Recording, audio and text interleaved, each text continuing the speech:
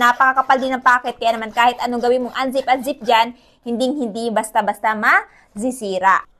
Ito lang naman yung belt bag na 157 pesos pero yung quality napakaangas at napakalinis din ng design. Etong belt bag na to guys ay merong 3 pocket na pwede mo paglagyan ng mga gamit mo kapag magta-travel ka. So dito guys, ito yung kanyang front pocket. Kita nyo naman, nakatago yung kanyang zipper. So safe na hindi mabasa ng ulan. This one is waterproof kaya naman kahit anong gamit mo dito sa loob, hindi mababasa. So yung laman dito sa first pocket guys is yung ating lip tint pero pwede ka pang maglagay dyan ng kahit 4 or 5 lip tint or barya kasi napaka-spacious ng front pocket niya. Napakakapal din ng pocket kaya naman kahit anong gawin mong unzip at zip dyan, hindi basta-basta mazisira. Dating naman sa pinaka main pocket, napaka-spacious din. Siya yung ating wallet.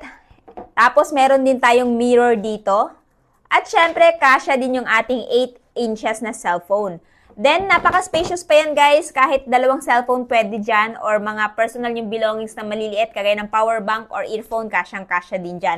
Meron kasi itong hidden pocket na pwede mo din mapaglagyan ng wallet. So, nilagyan natin siya guys ng coin purse. Dating naman pala sa strap, ito yung strap niya, makapal din, tapos sa buckle, easy to unbuckle at i-buckle. So, ayan guys, makapal din yung buckle, hindi basta-basta sisira. At sa mga nagtatanong, this one is adjustable. So, depende na lang sa inyo kung gaano ba kahigpit or luwag. Kaya naman kung naghahanap kayo ng budget-friendly at quality na belt bag, ito talaga yung may re-recommend ko. Kaya ano pang hinihintay nyo habang available pa to at habang naka-promo pa, idadrop ko na lamang yung link dyan sa Yellow Basket.